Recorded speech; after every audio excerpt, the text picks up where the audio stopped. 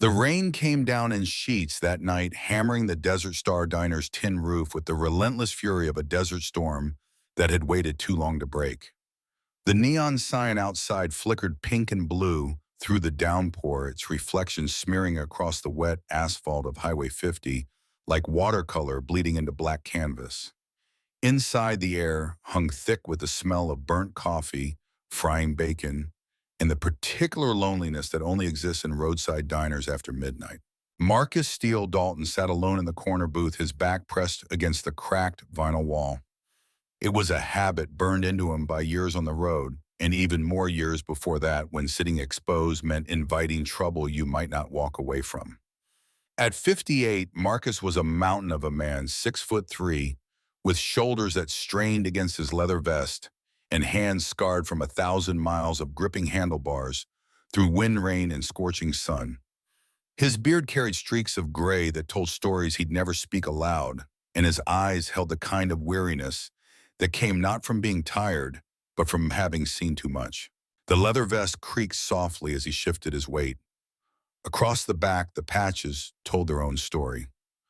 Iron Reaper's Nomad chapter, the skull and crossed pistons, the rockers that marked territory and brotherhood. Most people who walked into the diner took one look at those patches, at the heavy chain wallet, at the scarred knuckles wrapped around a coffee mug, and they made their decisions quickly. They sat somewhere else.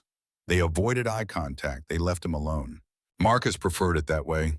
He'd been riding since dawn, pushing his Harley north from Barstow toward Reno for a memorial run honoring Jake, one of his brothers who'd gone down on the interstate the week before. 10 hours of wind and cold had left every muscle in his body aching and his patience worn thin as cigarette paper. All he wanted was 20 minutes of hot coffee and silence before climbing back on the bike and finishing the last 100 miles. The diner was nearly empty. A truck driver slumped over a plate of eggs at the counter, his head nodding dangerously close to his food. Two college kids whispered nervously in a booth near the window, stealing glances at the massive biker in the corner every 30 seconds. Behind the counter, a waitress named Linda, whose name tag was held on with safety pins, wiped down the coffee machine with the mechanical efficiency of someone who'd worked too many graveyard shifts in too many forgotten places. Then the door opened. The cheerful chime was grotesquely out of place with what followed. An elderly woman shuffled through the entrance, clutching the collar of a soaked wool coat around her thin shoulders. Rain dripped from her white hair into the linoleum floor, leaving a trail of dark spots as she moved. She couldn't have been more than 5 feet tall, and her small frame trembled, not just from the cold, but from something deeper, something that made Marcus's instincts sharpen despite his exhaustion. He'd learned long ago to read fear. You didn't survive as long as he had without developing that particular skill. And this woman wasn't just cold or wet, she was terrified. Her eyes darted toward the window, scanning the parking lot outside, then swept across the diner's interior as if searching for something or someone. Her breathing came quick and shallow. Her fingers gripped her coat collar so tightly they'd gone white at the knuckles. Linda started to call out a greeting, but the woman wasn't paying attention. She moved through the diner with uneven but determined steps, passing the counter, ignoring the empty booths near the door, walking straight toward the back where Marcus sat alone. Marcus raised an eyebrow. People didn't usually walk toward him. They walked around him, gave him space, pretended he didn't exist. But this woman stopped right beside his table, gripping the edge of the booth with shaking fingers as if she needed it to stay upright. Up close, Marcus could see just how frightened she was. Her eyes were wide and glossy, with tears she was desperately trying to hold back. Her breathing hitched in her chest. And despite the cold rain she'd just come through, sweat beaded on her forehead. She leaned closer, her voice barely louder than the rain hammering the windows. "Please," she whispered. "Please pretend you're my grandson." Marcus blinked. For a moment he wondered if he'd heard her wrong over the noise of the storm. "What?" he asked quietly, his voice a low rumble. But before she could answer, bright headlights swept across the front windows, cutting through the rain like white knives. The old woman went rigid, her body locking up as if she'd been struck. Marcus turned his head slowly toward the glass. A black SUV had just rolled into the parking lot, its engine idling for a moment before going silent. The headlights stayed on, flooding the diner's entrance with harsh white light. The woman's grip tightened on his arm with surprising strength for someone so small. "He's here," she whispered, panic flooding her voice. "Please, just for a minute." The door chimed again. A man stepped inside wearing a gray suit that looked completely out of place in a roadside diner at midnight. His hair was perfectly combed despite the rain outside, and thin metal-framed glasses sat on his sharp nose. He was maybe 45, clean-shaven, with the kind of smooth face that came from expensive grooming and a life spent far from manual labor. But it wasn't his appearance that caught Marcus's attention. It was the way he moved. The way his eyes scanned the room slowly, methodically, like a hunter searching for prey he already knew was hiding nearby. His gaze swept across the trucker at the counter, the two college kids by the window, the waitress behind the register. Then it stopped, locked onto Marcus and the elderly woman beside him. Marcus felt the tension in her grip spike. In that instant, he didn't know who she was. He didn't know who the man in the suit was either. But he knew fear when he saw it, and the fear radiating from the woman beside him wasn't the kind you could fake. Marcus sighed quietly. Then he slid over in the booth and patted the seat next to him. "Grandma," he said loudly enough for the whole diner to hear, "I told you not to wander off in this weather." The old woman didn't hesitate. She slipped into the booth beside him and wrapped her arm around his as if she'd known him her entire life. "Sorry, sweetheart," she said softly, her voice trembling but playing along with perfect timing. Across the diner floor, the man in the gray suit stopped walking. His polite smile froze on his face as he stared at the unlikely pair sitting together in the back booth. A massive biker covered in skull patches and a fragile elderly woman clinging to his arm like he was her salvation. Marcus lifted his coffee mug and took a slow sip without breaking eye contact. The message was simple. Whatever game this man had come to play tonight, he wasn't playing it alone anymore. The suited man didn't react immediately, and that silence alone told Marcus more than any words could have. Most people would have hesitated when confronted by a 6'3" biker with arms like steel cables and a vest full of outlaw patches. But this man simply stood there for a moment, studying the booth as if calculating a complicated equation in his head. The rain continued to pound against the windows. The neon sign outside flickered again, casting brief flashes of pink light across the man's face. And in those flashes, Marcus noticed something unsettling in the stranger's expression. There was no confusion, no concern, just cold, patient calculation. Finally, the man adjusted the cuffs of his suit and began walking toward the booth again, with calm, deliberate steps. The trucker at the counter had lifted his head, now watching quietly. Even the two college kids had stopped whispering. The atmosphere inside the diner had shifted. Everyone could feel it. The stranger stopped beside the table and offered a polite smile that didn't reach his eyes. "I apologize for the interruption," he said smoothly, his voice controlled and professional, the kind of voice used by lawyers and corporate executives who were accustomed to getting their way.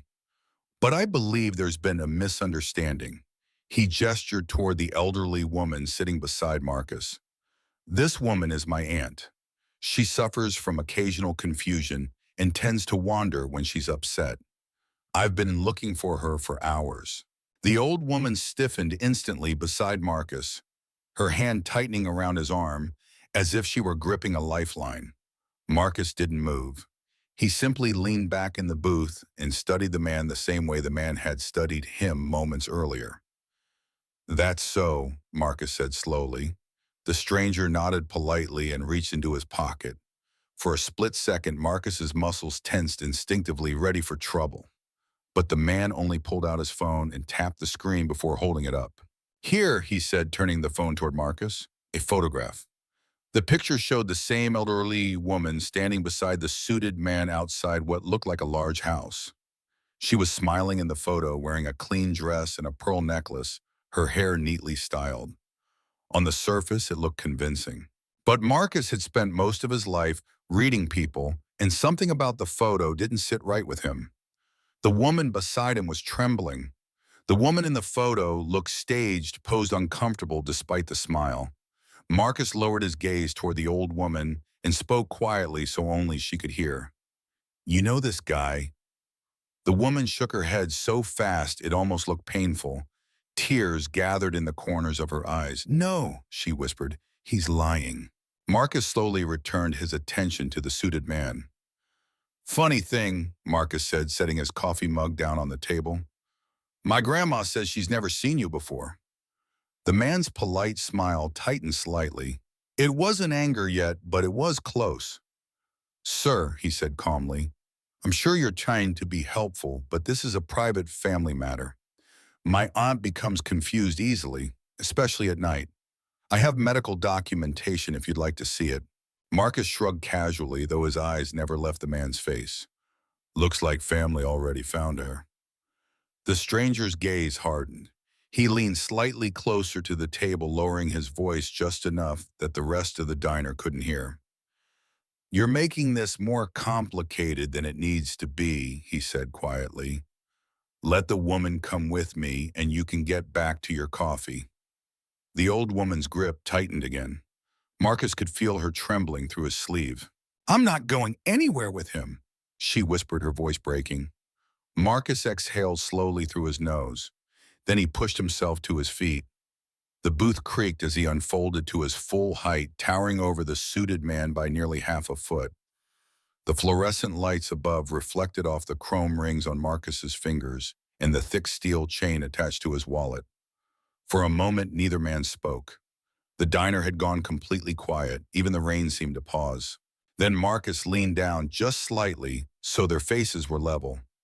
"You heard that," Marcus said quietly.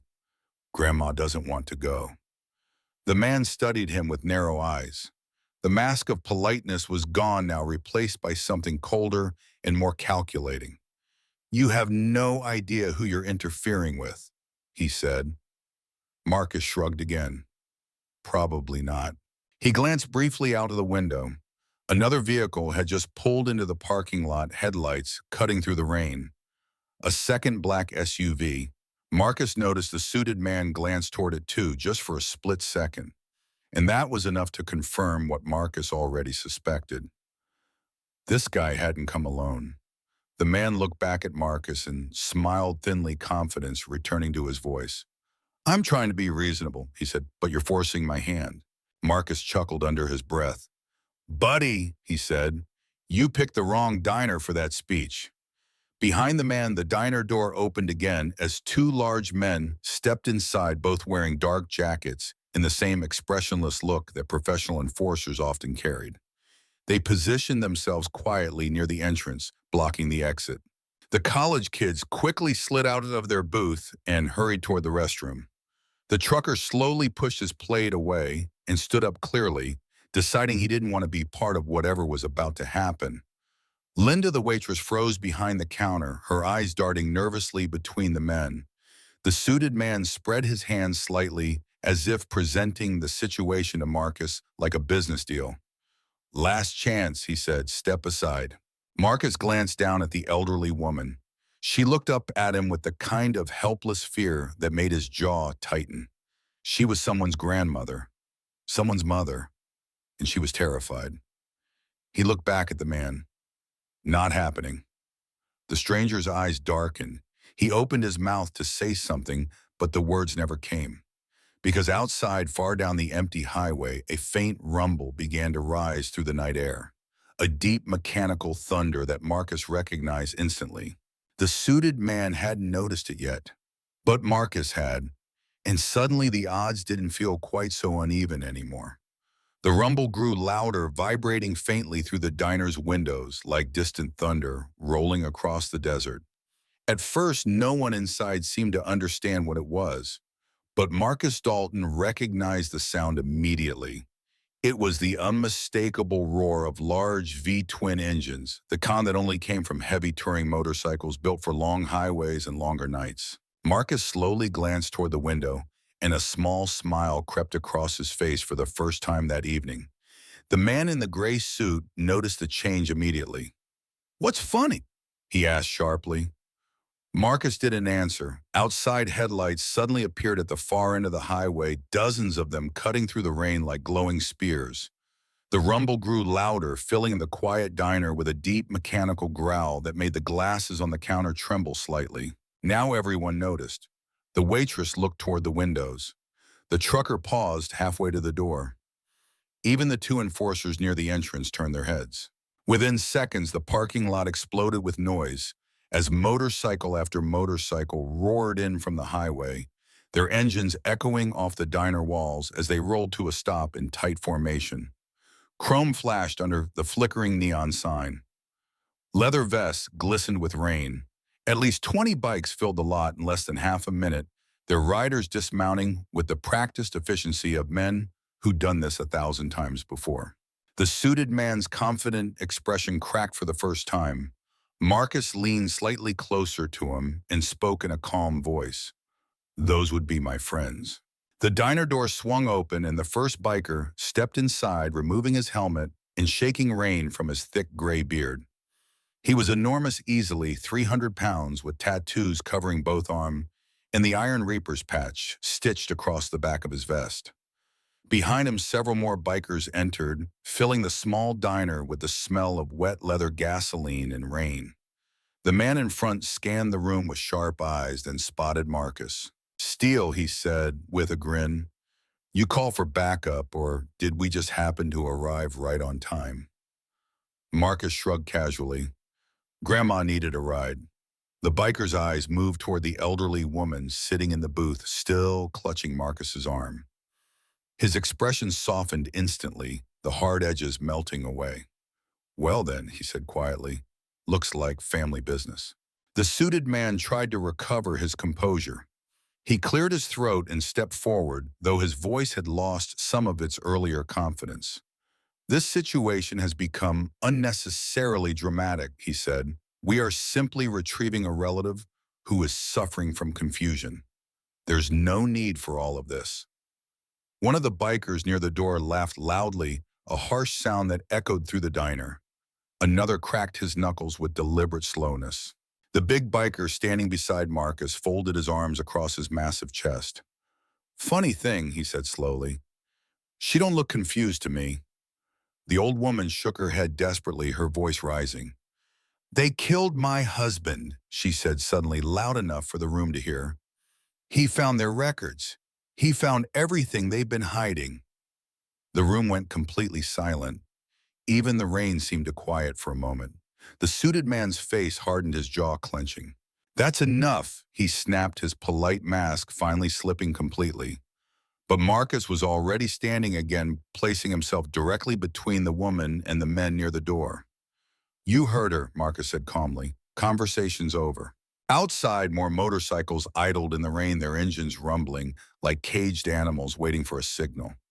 The suited man looked toward the window, calculating the situation quickly. He had come expecting a frightened old woman and maybe one biker at most. He had not expected an entire motorcycle club. The odds had changed fast.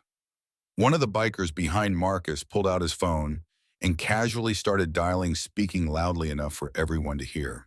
"Yes, Sheriff's Office. We got some fellas here causing trouble at the Desert Star Diner. Might want to send someone out." The suited man clenched his jaw. For several long seconds, nobody moved. The tension in the room was thick enough to cut. Then finally, he took a slow step backward toward the door. "This isn't finished," he said quietly, his eyes locked on Marcus. Marcus tilted his head slightly. "Sure sounds like it is." Outside, the distant wail of sirens began to rise through the storm. Someone else had already called the authorities. The two enforcers by the door exchanged uneasy looks before slowly stepping outside into the rain. The suited man followed them, pausing briefly in the doorway. He glanced back at Marcus one last time, his expression cold and promising future trouble. Then he disappeared into the rain. The SUVs pulled out of the parking lot moments later, their headlights fading into the storm. Just as two sheriff's patrol cars arrived, their red and blue lights cutting through the darkness and reflecting off the wet pavement. The next 20 minutes were a blur of questions and explanations. A young deputy with a notepad took statements from Marcus, the elderly woman, and several of the bikers who'd witnessed the confrontation. Linda, the waitress, confirmed the whole thing, describing how the suited man had tried to take the woman against her will. Through it all, the old woman sat in the booth, her hands wrapped around a cup of hot tea that Linda had brought her. She was still trembling, but the panic had begun to fade from her eyes, replaced by something harder, something determined. When the deputy finally closed his notepad and stepped outside to confer with his partner, Marcus slid back into the booth across from the woman. "You okay?" he asked quietly. She looked up at him, and for the first time he saw her clearly. Beneath the fear and exhaustion, there was strength in her face. Intelligence. This wasn't just some confused old woman. This was someone who'd lived a full life, who'd faced challenges and survived them. "Thank you," she said softly. "You didn't have to help me." Marcus shrugged. "Yeah, I did." She smiled faintly, then extended her hand across the table. "Eleanor," she said. "Eleanor Hartwell." Marcus shook her hand gently, careful not to grip too hard. "Marcus Dalton. People call me Steele." Eleanor nodded slowly, studying his face the same way he'd been studying hers. "Steele," she repeated. "That fits." One of the bikers appeared beside the table, the big man who'd entered first. He set a plate of food down in front of Eleanor without asking, then nodded to Marcus. "We're going to head out. Give the sheriff some space. You need anything, you call." Marcus nodded his thanks. The biker squeezed Eleanor's shoulder gently before walking out with the others. Within minutes, the parking lot emptied again as the Iron Reapers rolled back onto the highway, their engines fading into the distance. The deputy returned, standing beside the booth with his notepad. "Ma'am," he said to Eleanor, "can you tell me what this was about? Why were those men after you?" Eleanor took a slow breath, her hands still wrapped around the teacup. "My husband," she said quietly. "Thomas Hartwell. He was killed 1 month ago." The deputy's expression shifted to something more serious. "I'm sorry for your loss. Was it an accident?" Eleanor shook her head. "That's what they call it. It was a single-car accident on Highway 95. But it wasn't an accident. He was murdered." The deputy glanced at Marcus, then back to Eleanor. "Ma'am, that's a serious allegation. Do you have evidence?" Eleanor reached into her coat with shaking hands and pulled out a thick envelope, setting it on the table between them. "My husband was an accountant," she said. "He worked for Redstone Development Corporation for 42 years. Senior financial officer. 3 weeks before he died, he discovered something in their records. Something they had been hiding for over a decade." She opened the envelope and pulled out several sheets of paper, spreading them carefully on the table. Marcus leaned forward, scanning the documents. Bank statements, property records, photographs of signed contracts. "Redstone has been buying public land through shell corporations." Eleanor continued, her voice growing stronger as she spoke. "Using bribes to obtain permits and zoning changes, then selling that land to private developers at 100 times the purchase price. Over the past 12 years, they've moved $53 million through offshore accounts." The deputy's eyes widened as he looked at the documents. "And your husband found this?" "Thomas spent 6 months compiling everything," Eleanor said. "Every transaction, every fake company, every bribe. He had recordings of meetings, photographs of cash transfers. He was going to bring it to the FBI." She paused, her voice breaking slightly. 2 days before his appointment, his car went off the road. The police said he fell asleep at the wheel, but Thomas never drove tired, and the brake lines had been cut. "I had a mechanic I trust examine the wreck before they disposed of it." The deputy was writing quickly now, his expression grim. "Who was the man who came after you tonight?" "I don't know his real name," Eleanor said, "but I've seen him before. He was at Thomas's funeral, standing in the back watching. I think he works for them." "For Redstone," Eleanor nodded. "Or for whoever is running this operation." Thomas's notes mentioned several names: government officials, developers, people with enough power to make problems disappear. The deputy closed his notepad and looked at Eleanor with genuine concern. "Ma'am, if what you're saying is true, you're in serious danger. These people won't stop. You need protection." I know, Eleanor said quietly. That's why I ran. I've been hiding for 3 weeks, moving from place to place. But they found me tonight. I don't know how. Marcus spoke up for the first time. They probably tracked your car or your phone. Eleanor's face paled. I didn't think of that. The deputy looked between them, then made a decision. I'm going to call this into my supervisor. We'll need to get you somewhere safe, and these documents need to go to the proper authorities. But this is bigger than local law enforcement. This is federal. He stepped outside to make the call, leaving Marcus and Eleanor alone in the booth. Eleanor looked at Marcus with tired eyes. I'm sorry I dragged you into this, she said. You were just trying to have coffee. Marcus shook his head. Don't apologize.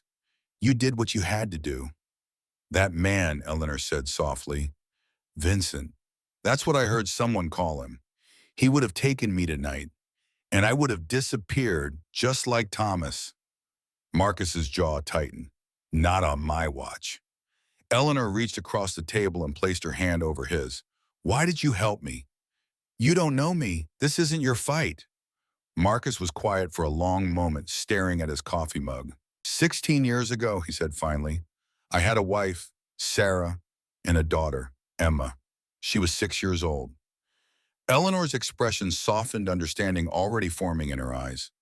There was a fire. Marcus continued, his voice rough. I was out, drinking at some bar, being an idiot. By the time I got home, the whole house was gone. They said it was an electrical fire, faulty wiring, but the exit was blocked. The windows had been sealed shut from the outside. Someone did it deliberately. He looked up, meeting Eleanor's gaze. I spent 16 years blaming myself, thinking if I'd just been home, I could have saved them. I joined the Reapers, started riding, trying to outrun the guilt. But you can't outrun something like that. Eleanor squeezed his hand gently. I'm so sorry. Marcus nodded slowly. When I saw you tonight, scared, alone, being hunted by people with power and money who think they can do whatever they want, I couldn't walk away because someone walked away from Sarah and Emma. Someone let it happen, and I'll be damned if I let it happen again. Eleanor's eyes filled with tears, but she blinked them back. Thank you, Marcus. Truly. The deputy returned, his expression troubled. I spoke with my supervisor, he said. He's contacting the FBI field office in Las Vegas. But, he hesitated. But what? Marcus asked. He told me to bring you to the station and wait there for the feds, which is standard procedure. But he also asked some questions that didn't sit right with me, like he was more interested in where you are than in protecting you. Eleanor's face went pale. He's one of them. The deputy shook his head. I don't know, but I don't like it. And if I bring you in and someone at the station is compromised, you won't walk back out. Marcus stood up slowly. So what are you suggesting? The deputy looked at him seriously.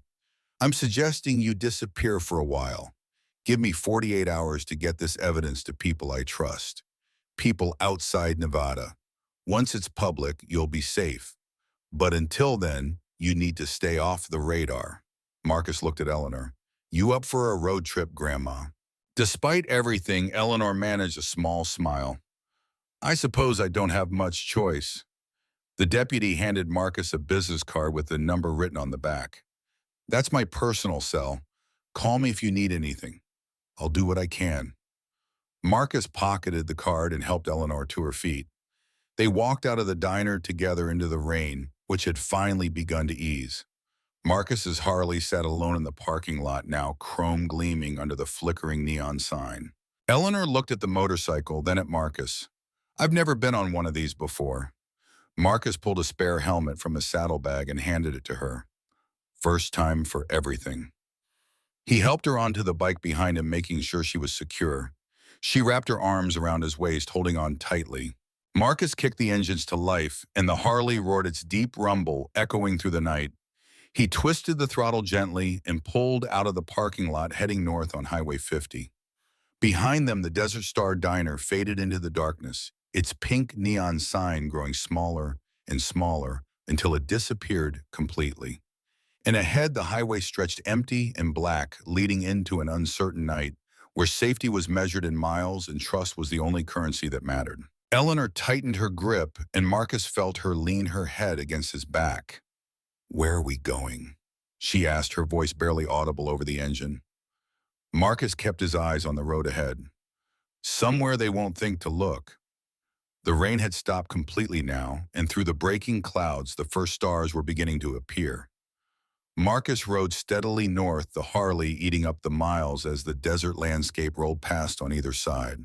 They rode for 2 hours before Marcus finally pulled off the highway onto a dirt road that led into the darkness.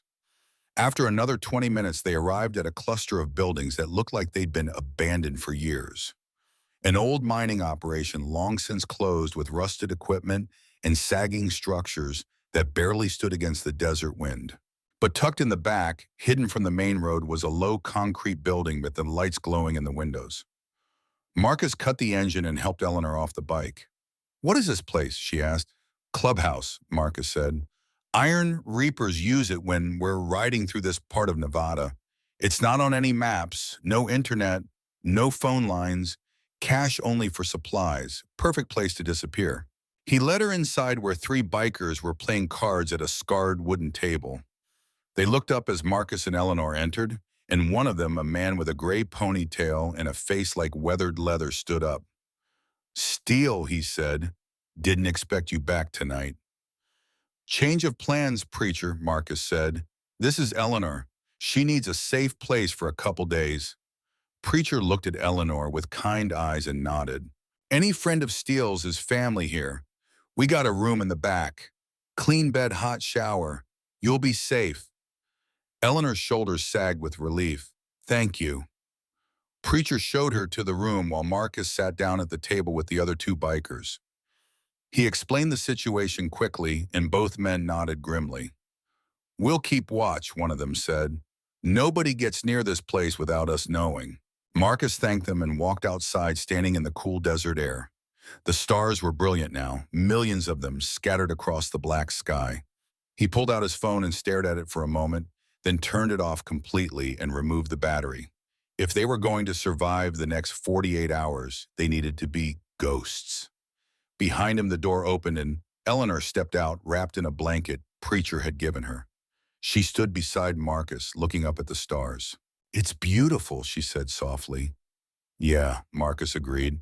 They stood in silence for a while, two people who'd been strangers hours ago, now bound together by circumstance in danger. "Marcus," Eleanor said finally, "I need to tell you something." He turned to look at him. "The documents I showed the deputy, that's not everything. Thomas hid the real evidence somewhere else, somewhere safe, and I'm the only one who knows where it is." Marcus absorbed this information quietly. "How bad is it, the real evidence?" Eleanor met his gaze. "Bad enough to bring down governors, senators, federal officials, and the woman running Redstone Development." "Who is she?" Eleanor's voice was barely a whisper. "Her name is Vivian Cross, and 50 years ago she was my best friend." The concrete walls of the clubhouse offered little warmth, but they provided something more valuable than comfort. They provided invisibility. Eleanor Hartwell sat at the scarred wooden table in the main room, the thick envelope of documents spread before her like a battle map. Morning light filtered through the dusty windows, casting long shadows across pages filled with numbers, names, and secrets that men had killed to protect.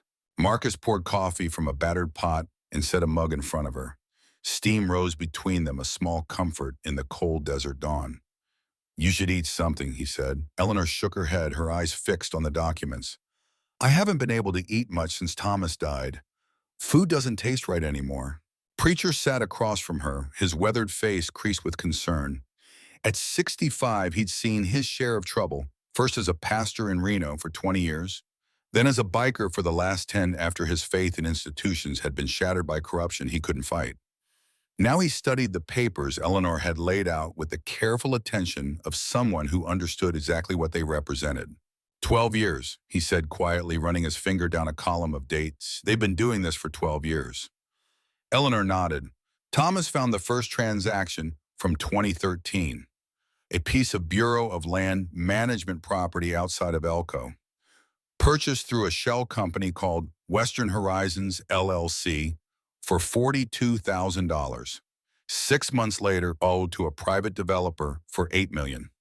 Marcus leaned against the wall, arms crossed. How'd they get away with it? Bribes, Eleanor said simply.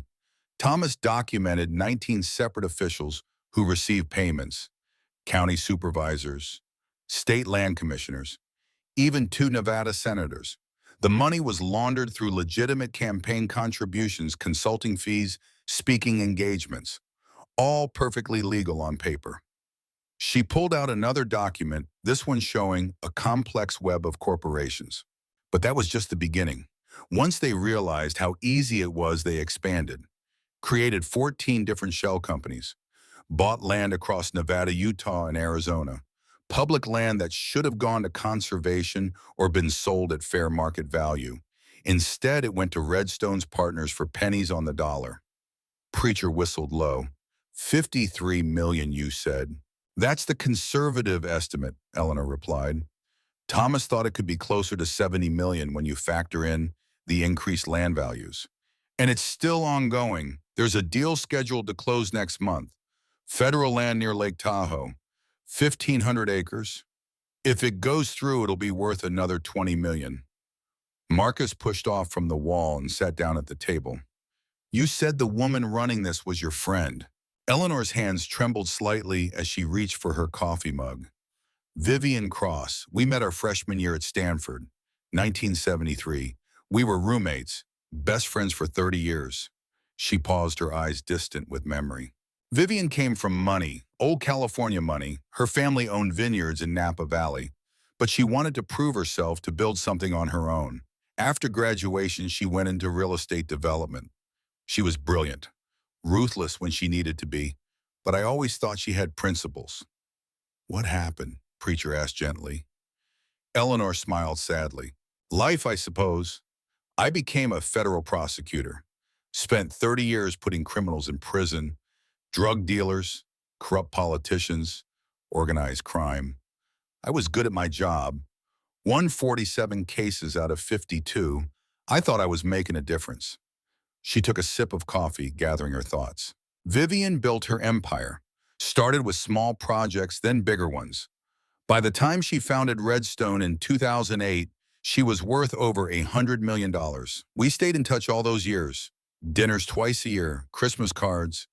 When my daughter Claire got sick with cancer 5 years ago, Vivian paid the entire hospital bill. $2 million. She said it was what friends did for each other. Marcus saw the pain in Eleanor's eyes and understood. This wasn't just about corruption and murder.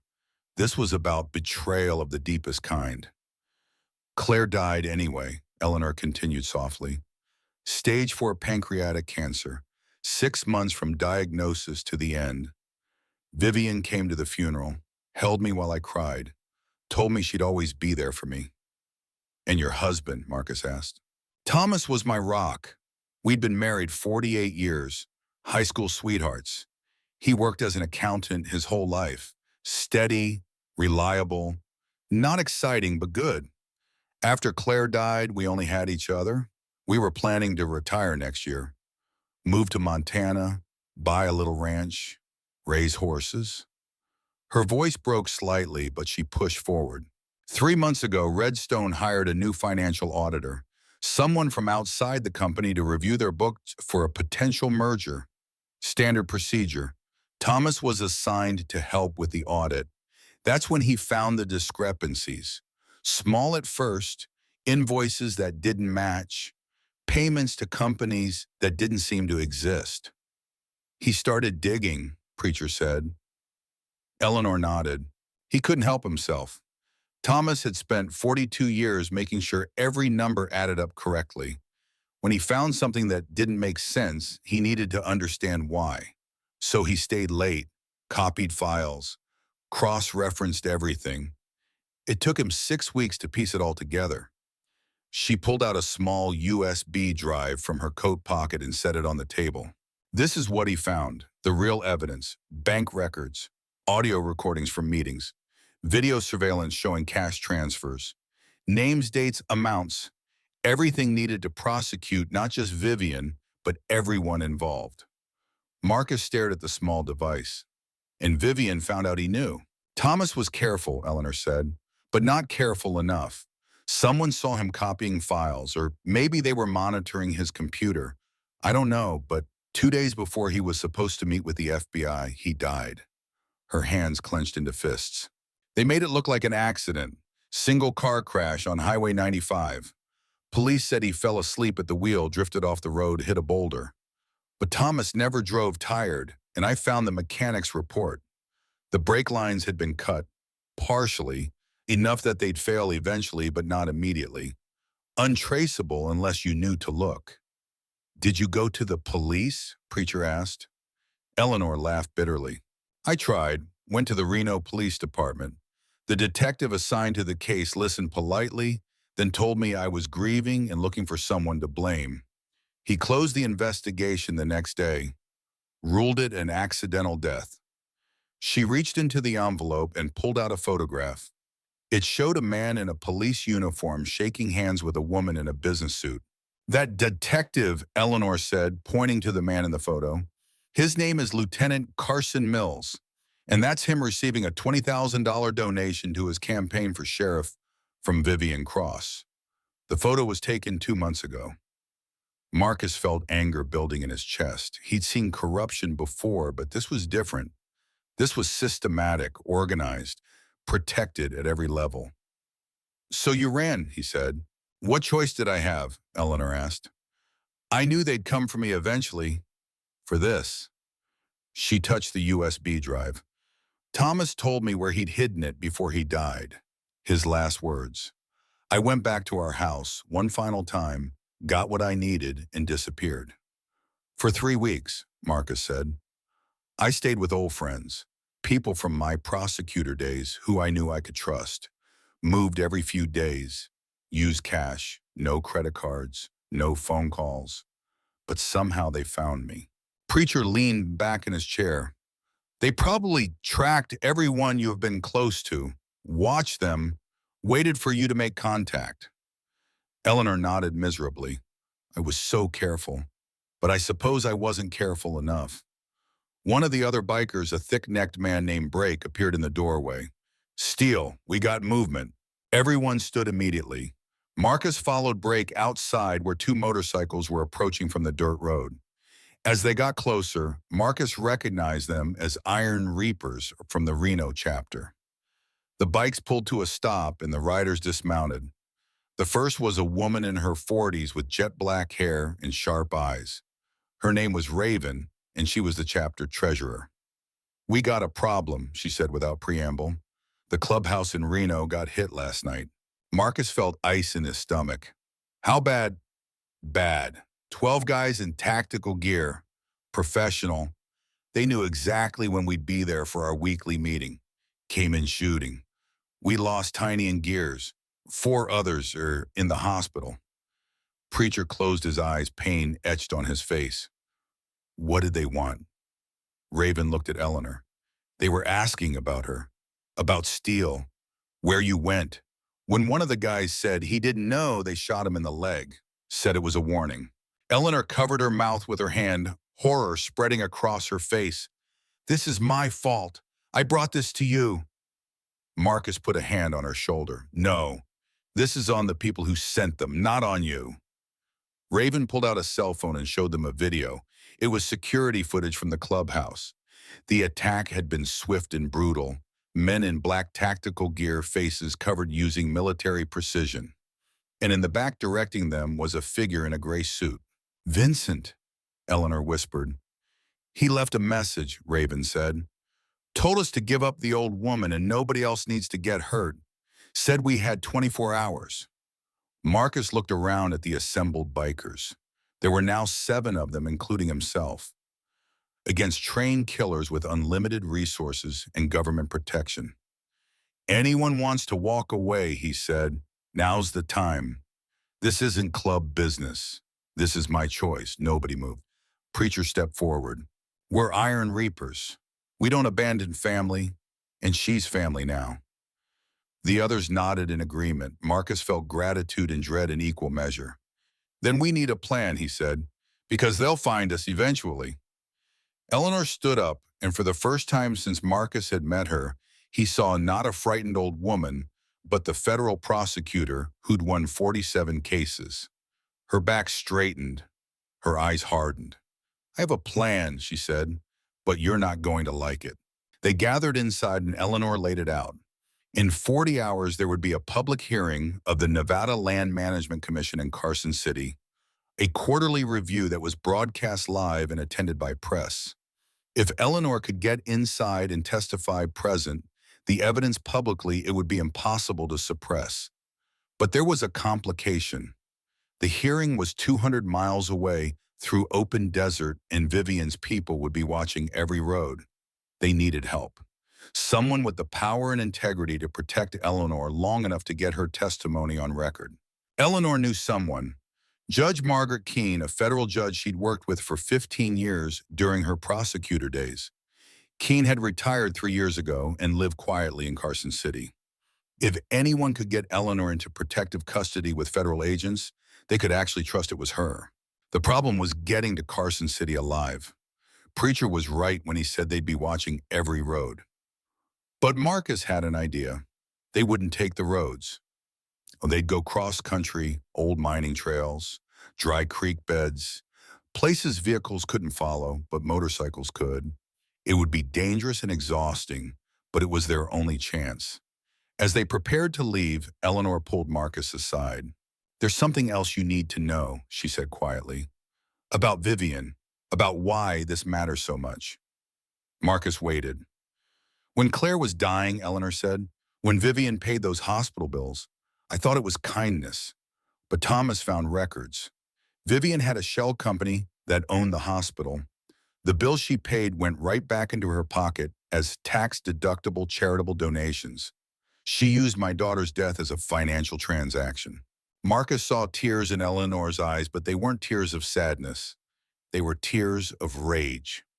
For 5 years, I thanked her. I called her my savior. And all that time, she was using my grief to steal more money, to fund more corruption. She looked up at Marcus. So, yes, this is about justice for Thomas, but it's also about making sure that woman faces what she's done, not just to him, to everyone she's hurt. Marcus nodded slowly. Then let's make sure she does. They left the clubhouse an hour before sunset. 7 motorcycles rolling out in a tight formation with Eleanor riding behind Marcus and Preacher, bringing up the rear. They took a dirt trail heading northeast following a route Brake had scouted years ago when he used to run supplies through the desert. The first 3 hours passed without incident. The desert was beautiful in the fading light, all purple shadows and red rock formations. Eleanor held onto Marcus tightly, and he could feel her exhaustion through the grip of her hands. They stopped at an abandoned cattle ranch just after dark. The main house was a crumbling ruin, but the barn still had a roof and 4 walls. They pulled the bikes inside and killed the engines. Everyone was quiet as they ate cold sandwiches and drank water. The weight of what they were attempting pressed down on all of them. 2 members of their club were dead, 4 more injured, and somewhere out there, Vincent and his team were hunting. Eleanor sat apart from the others, staring at the USB drive in her hand. Marcus walked over and sat beside her. Having second thoughts, he asked. She shook her head. No, I was just thinking about something Thomas used to say. He'd tell me that numbers don't lie, that if you follow them long enough, they always tell you the truth. She looked at Marcus. These numbers tell the truth about Vivian, about what she's become, and I need the world to hear it. We'll get you there, Marcus promised. Why are you doing this? Eleanor asked. Really, I know what you said about your wife and daughter, but this could get you killed, all of you. Marcus was quiet for a long moment. You know what I did before I joined the Reapers, he said finally. I was a civil engineer, worked for the city of Reno, inspected buildings, made sure they were safe. It was good work, honest work. He stared at his hands. 17 years ago, I got assigned to inspect a new apartment complex, Harbor View, Big development project right on the river. Beautiful building. But when I did my inspection, I found problems. Serious ones. The foundation wasn't built to code. The supports were substandard. I wrote a report saying the building wasn't safe, that it needed to be torn down and rebuilt properly. Eleanor listened intently. The developer was furious, came to my office, tried to bribe me to change my report. When I refused, he went over my head. Suddenly, my supervisor was telling me I'd made mistakes in my inspection, that I was being too conservative. The city inspector signed off on the building anyway, and it opened 6 months later. What happened? Eleanor asked softly. I was going to file a lawsuit, force them to do a proper safety review. I had all the documentation. I was meeting with a lawyer the day after my wife and daughter died. Marcus's jaw tightened. The fire that killed them wasn't random, Eleanor. I've known that for 16 years, even if I couldn't prove it. Someone wanted me to stop pursuing that building, and they made sure I did. Eleanor reached out and took his hand. I'm so sorry. After the fire, I fell apart, started drinking, lost my job, lived on the street for a while. Preacher found me in an alley behind his church one night, half frozen. He got me sober, got me into the club, gave me a reason to keep going. He looked at Eleanor. But I never forgot what happened. Never stopped knowing that someone got away with killing my family because I wasn't strong enough to fight back. When I saw you in that diner being hunted by people with power and money who thought they could do whatever they wanted, I saw a chance to make a different choice. Eleanor squeezed his hand. Thank you, Marcus. They sat in comfortable silence for a while. Then Brake appeared at the barn door. Steele, you need to see this. Marcus stood and followed him outside. The other bikers had gathered near the edge of the property looking south. In the distance, maybe 5 miles away, bright lights moved across the desert. Searchlights, sweeping back and forth in a systematic pattern that would eventually cover every inch of ground. They're searching, Raven said. Systematic pattern. They'll reach us by morning if they keep that pace. Marcus made a decision. We move now, ride through the night, put as much distance between us and them as possible. Preacher nodded. Route's rougher in the dark, but it's doable. They woke Eleanor and explained the situation. She didn't complain, just climbed back onto the bike behind Marcus without a word. They rode through the night, navigating by starlight and the narrow beams of their headlights. The desert at night was a different world, full of shadows and strange sounds. Twice they had to walk the bikes through particularly rough sections. Once they nearly lost Brake when his front tire caught a hidden rut and he went down, but he recovered and they kept moving. As dawn broke, they crested a ridge and saw Carson City in the distance. They'd made it. But between them and the city, parked across the only road, were 3 black SUVs forming a roadblock that looked like it had been waiting for them all along.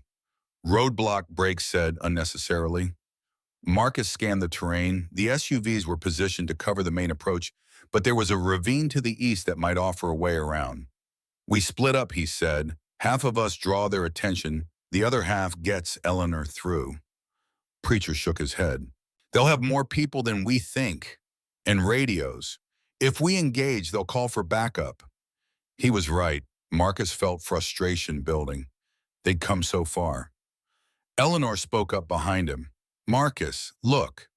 She pointed to a small house on the outskirts of Carson City, maybe 2 miles from their position. Even from this distance, Marcus could see it was well-maintained, with flower gardens and a white fence. That's Margaret Keene's house, Eleanor said. I recognize it from her Christmas cards. Marcus pulled out a pair of binoculars and studied the property. No signs of surveillance. No vehicles watching it. Either they hadn't thought to stake it out, or they were being very subtle. We go cross-country, Marcus decided. Stay off the roads completely. Get you to that house without them seeing us. It took another hour of careful navigation, but they managed it. They approached the house from the rear, using a dry wash for cover. Marcus and Eleanor dismounted while the others kept watch. They walked up to the back door, and Eleanor knocked. Silence. She knocked again, louder this time. Still nothing. A neighbor appeared from the house next door, an older man in a bathrobe. "Can I help you?" he called out. Eleanor turned to him, trying to look non-threatening despite arriving with a motorcycle gang. "I'm looking for Judge Keene. It's important." The man's expression softened with sadness. "I'm sorry. Judge Keene passed away 2 weeks ago. Heart attack in her sleep." Eleanor's face went white. She staggered slightly, and Marcus caught her. "No," she whispered. "No, that can't be." The neighbor stepped closer, concerned. "Were you a friend of hers?" "Yes," Eleanor managed. "An old friend." The man looked sympathetic. "I'm very sorry for your loss. She was a wonderful woman." He started to turn away, then paused. "Oh, she left something for you. Well, not you specifically, but she told me if anyone named Eleanor Hartwell came looking for her, I should give them this." He disappeared into his house and returned moments later with a sealed envelope. "She gave it to me the day before she died. Said it was important." Eleanor took the envelope with shaking hands. The neighbor went back inside and Marcus guided Eleanor to sit on the porch steps. She opened the envelope with trembling fingers and pulled out a handwritten letter. Her eyes moved across the page, tears streaming down her face as she read. When she finished, she handed it to Marcus. The letter was dated 2 weeks ago, written in elegant cursive. Judge Keene had known. Thomas had contacted her 3 weeks ago, told her everything, asked for her help. She had begun making quiet arrangements, contacting people she trusted in the Justice Department in Washington, D.C. But before she could act, Thomas had died. 2 days later, Keene received a threatening phone call warning her to stay out of the matter. She recognized it for what it was and knew her time was limited. So she'd taken precautions. She'd contacted Special Agent Daniel Reeves of the FBI Washington, D.C. field office, someone outside the corrupted Nevada system. He was expecting Eleanor. He would be at an old warehouse on Industrial Way in Carson City at 8 a.m. the next morning.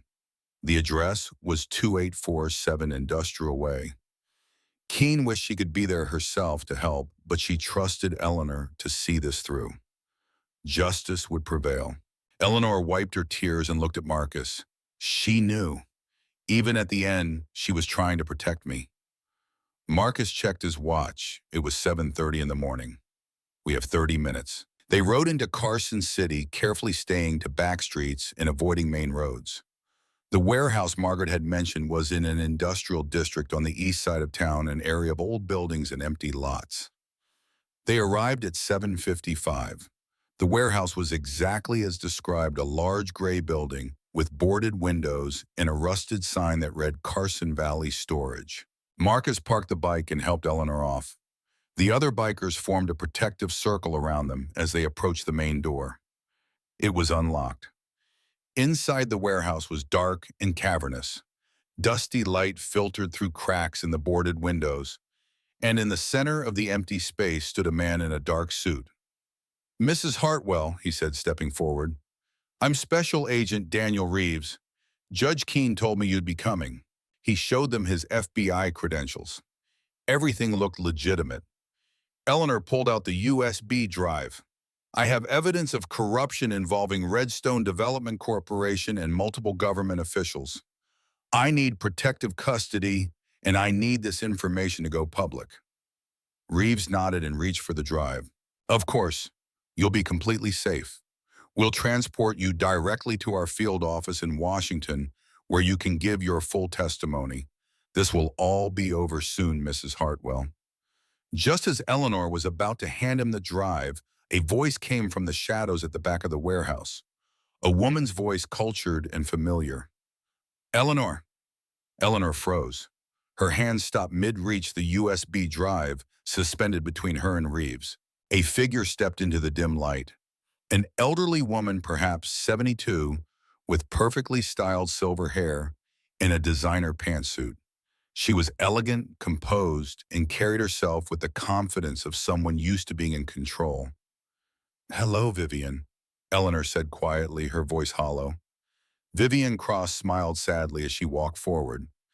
"I really wish it hadn't come to this." Special Agent Reeves turned toward Vivian, and Marcus saw his expression change. The professional concern melted away, replaced by cold efficiency. He pulled out a gun and pointed it at Eleanor. Sorry, Reeves said. Judge Keene was very trusting, made it easy to intercept her communications. She never even knew I wasn't who I claimed to be. He gestured with the gun. The drive. Now. Marcus moved instinctively, but suddenly there were men everywhere. They'd been hiding in the rafters behind crates in the shadows. A dozen armed men in tactical gear materialized like ghosts, all with weapons trained on the bikers. Don't, Reeves said calmly to Marcus, unless you want to die right now. Marcus raised his hand slowly. The other bikers did the same, their faces grim. They'd walked straight into a trap. Vivian walked forward until she stood directly in front of Eleanor. Two old women facing each other across 50 years of friendship and betrayal. 50 years, Vivian said softly. We've known each other 50 years, Eleanor. Stanford roommates, best friends through everything. And it ends like this. Eleanor stared at her former friend with a mixture of grief and rage. You killed Thomas. Vivian didn't deny it. She didn't even flinch. Thomas made a choice when he decided to investigate things that didn't concern him. Just like you're making a choice now. She held out her hand, palm up.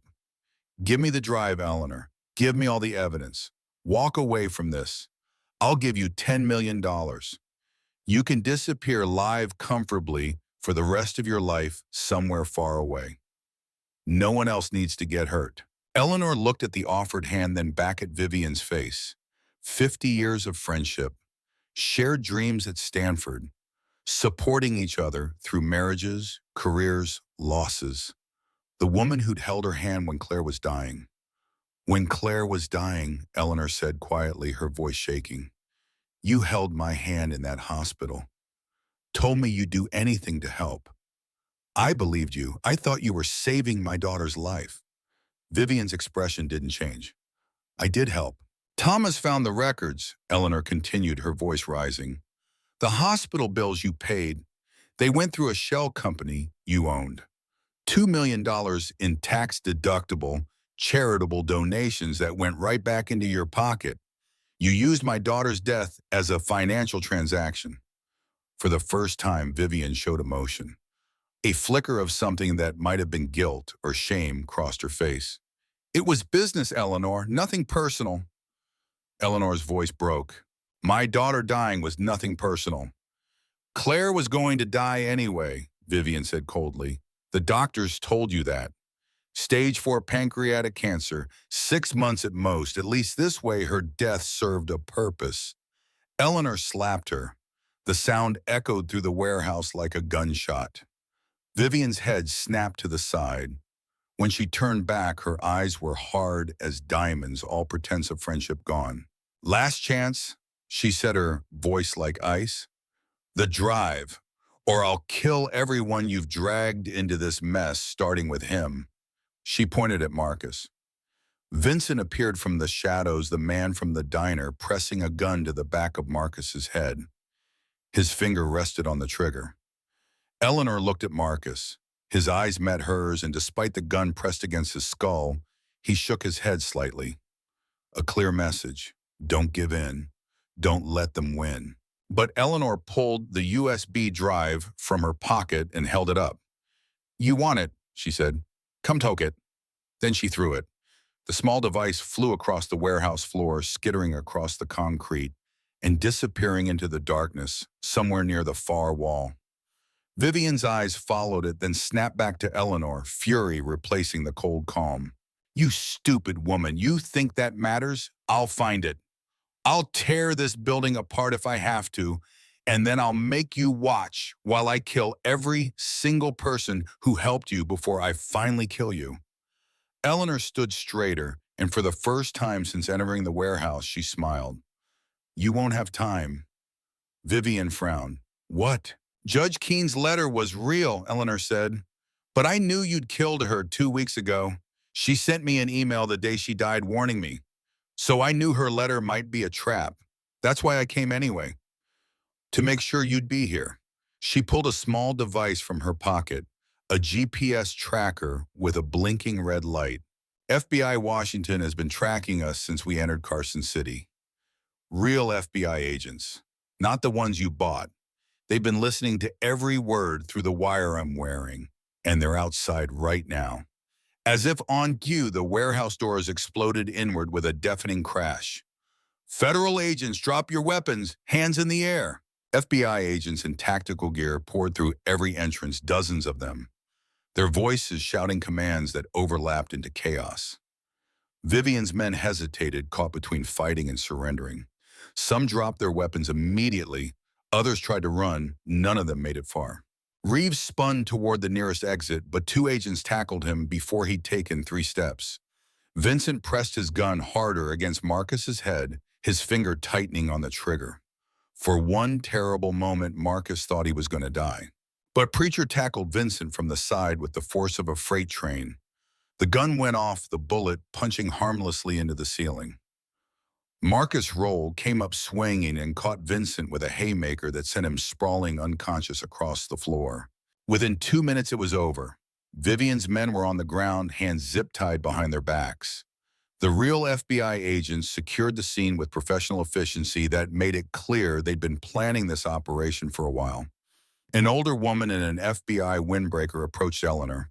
Her badge identified her as Assistant Director Patricia Walsh, FBI Criminal Division. "Mrs. Hartwell," she said, "I apologize we had to cut it so close. We needed Vivian Cross to incriminate herself on record." Eleanor stared at her in confusion, still processing what had just happened. "I don't understand. How did you—" Walsh smiled grimly. "Judge Keene was a careful woman. When she first contacted Agent Reeves 3 weeks ago about your husband's evidence, she also contacted me directly. We've been investigating Redstone development for 6 months as part of a larger corruption probe. When Reeves tried to intercept Keene's messages and redirect you, we knew he was compromised. So we used him. Let him think he was setting a trap for you when really we were setting a trap for everyone above him."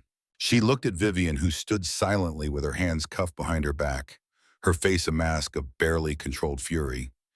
"You just confessed to multiple murders, bribery of federal officials, racketeering, and conspiracy in front of 20 federal agents wearing recording devices. It's over, Ms. Cross." Eleanor found the USB drive where it had fallen and handed it to Walsh. "Everything you need is on here. Thomas documented 12 years of corruption, names, dates, amounts, bank records, audio recordings, all of it." Walsh took it carefully. "Thank you. We'll need your full testimony, of course, but you'll be under federal protective custody until all the trials are finished. And I promise you, Mrs. Hartwell, everyone involved will face justice." She looked at Marcus and the other bikers. "That includes all of you. You'll need to give statements and possibly testify.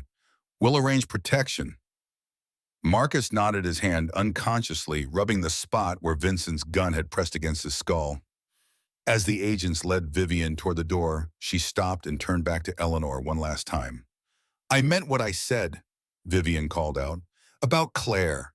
About our friendship. That was real, Eleanor. Before all of this, before I became what I am now, that was real." Eleanor's eyes filled with tears, but her voice was steady. "I know it was. That's what makes this so much worse." Vivian nodded slowly, understanding. Then the agents led her away and she was gone. 3 months later, Marcus Dalton stood in front of 2 graves in Reno Memorial Cemetery. The headstones were simple gray marble, weathered by years of desert sun and winter snow.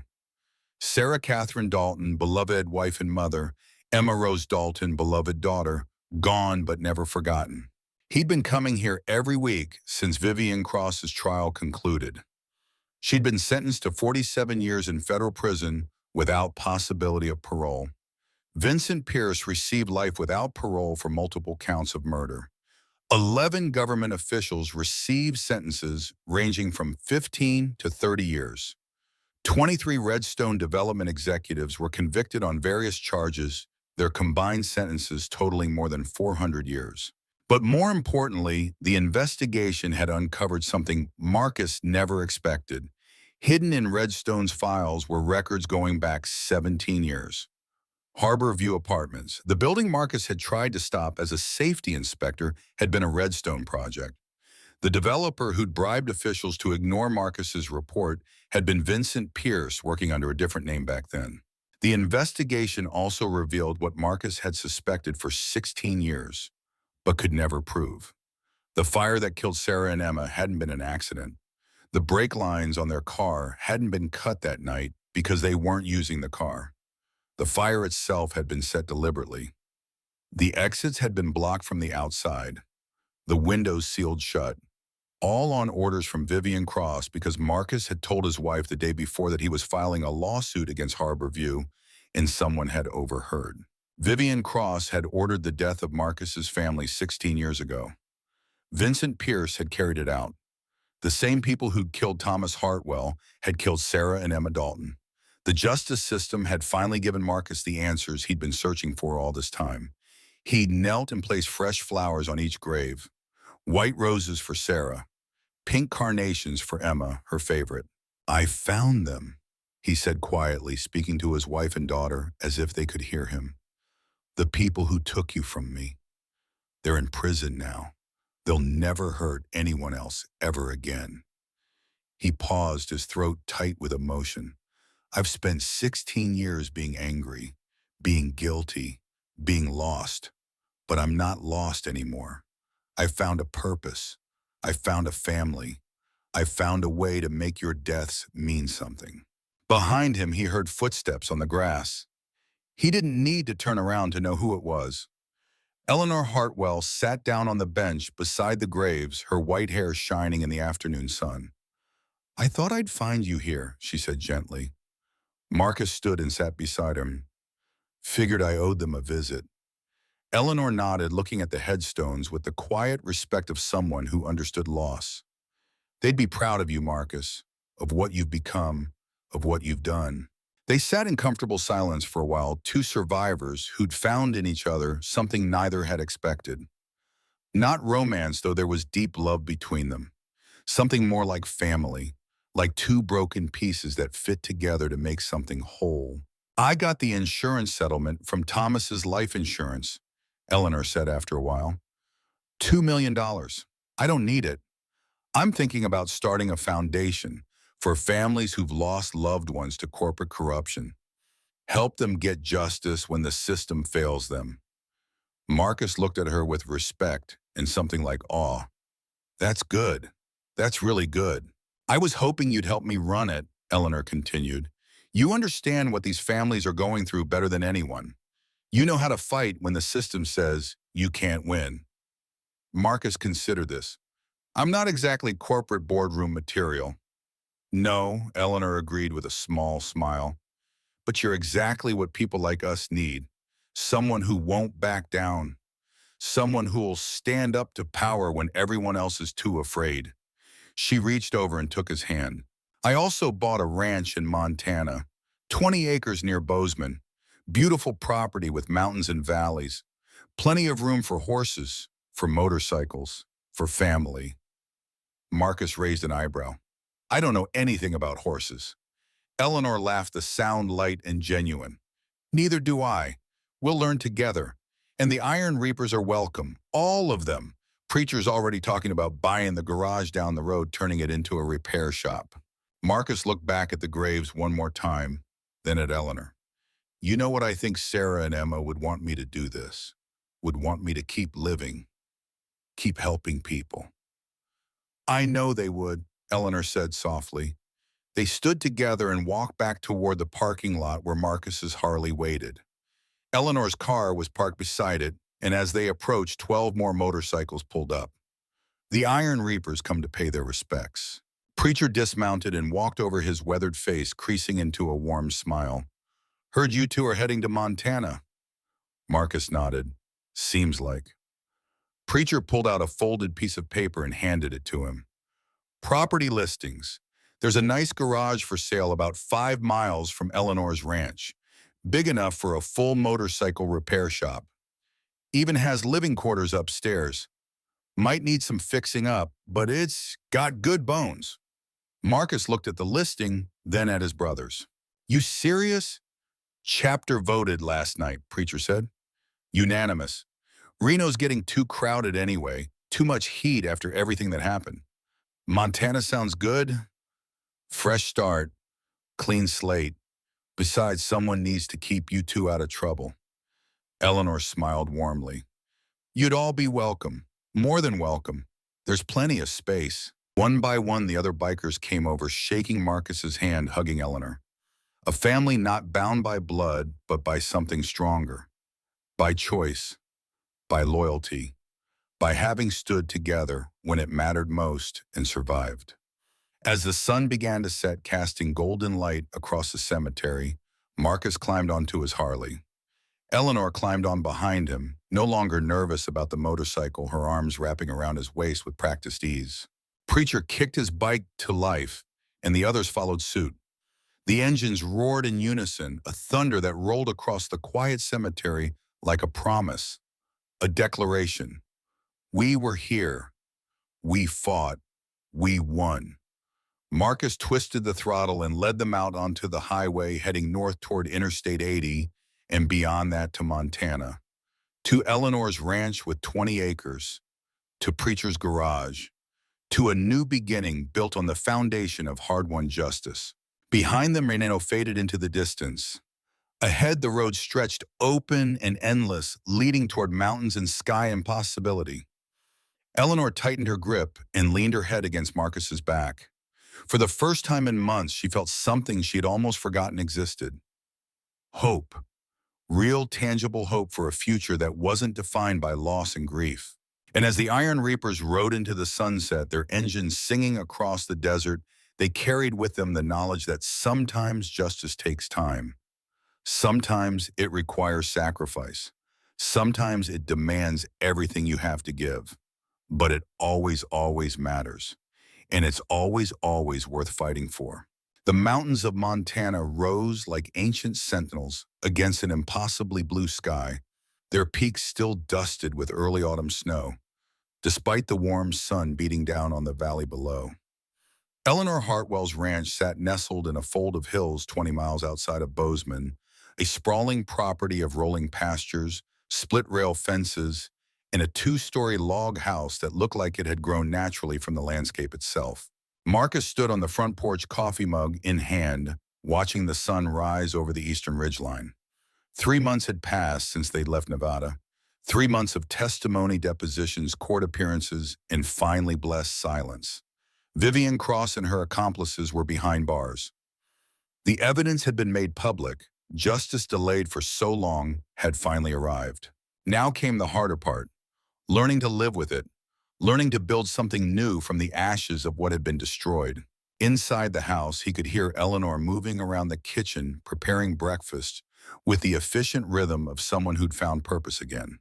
The Hartwell-Dalton Justice Foundation was real now, officially incorporated and funded by the settlement money.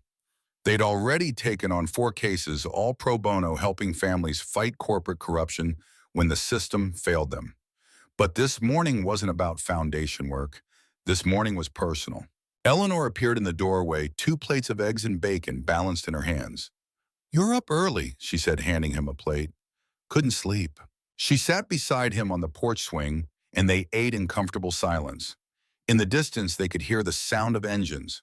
The Iron Reapers had indeed relocated to Montana, buying the garage Preacher had found and turning it into a thriving motorcycle repair shop. 8 of them lived on the property now, in small cabins they'd built themselves, creating a compound that was part motorcycle club, part extended family, part refuge for anyone who needed it. "You're thinking about the letter," Eleanor said quietly. Marcus nodded. Yesterday, a thick envelope had arrived from the FBI. Inside were documents they'd uncovered during their final sweep of Redstone Development's records. Personal files that Vivian Cross had kept locked in a safe at her personal estate files even her closest associates hadn't known existed. One of those files had been about Marcus. Eleanor had already read it. She'd sat with him last night while he'd gone through it page by page, his hands shaking, his jaw clenched tight enough to ache. The file contained surveillance reports going back 17 years. Photographs of Marcus with Sarah and Emma. School records for Emma, work schedules for Sarah, detailed notes about Marcus's work as a building inspector, transcripts of phone calls he'd had with lawyers about filing the lawsuit against Harbor View Apartments, even the name of the bar where he'd been drinking the night his family died. And at the bottom, stamped with Vivian's personal seal, were three words in red ink: eliminate the threat, the order that had killed Sarah and Emma. I keep thinking, Marcus said, slowly staring at his coffee, that if I'd just kept my mouth shut, if I'd let the building pass inspection like they wanted, Sarah and Emma would still be alive. Eleanor set down her fork and took his hand, and 30 families would have died 3 years later when that building collapsed. Marcus looked at her sharply. What? Eleanor pulled out her phone and showed him an article she'd bookmarked. It was from the Reno Gazette-Journal dated 4 years ago. Harbor View Apartments. The foundation had given way during a minor earthquake. The entire east wing had collapsed in the middle of the night. 32 people died, Eleanor said quietly. 70 more were injured. The investigation found exactly what you'd predicted in your original report. Substandard materials, improper construction techniques, foundation built on unstable ground. They sued the developer, but he'd declared bankruptcy years earlier and disappeared. She squeezed his hand. Vincent Pierce, under another name I'd imagine, leaving more bodies in his wake. Marcus read the article with growing horror. The building he'd tried to stop had killed 32 people, would have killed more if it had been fully occupied. You were right, Marcus, Eleanor said firmly. You were trying to save lives. Vivian killed your family because you refused to be complicit in her corruption. That's not on you, that's on her. And those 32 people died because corrupt officials chose money over safety. But it would have been 60 or more if the building had been at full capacity. Your report, even though they buried it, created a paper trail. It limited how aggressively they could market the building. You saved lives even in defeat. Marcus closed his eyes, processing this. For 16 years, he'd carried the guilt of Sarah and Emma's deaths like a stone around his neck, crushing him, drowning him. He'd believed that his crusade for building safety had cost him everything, that his inability to let corruption slide had destroyed his family.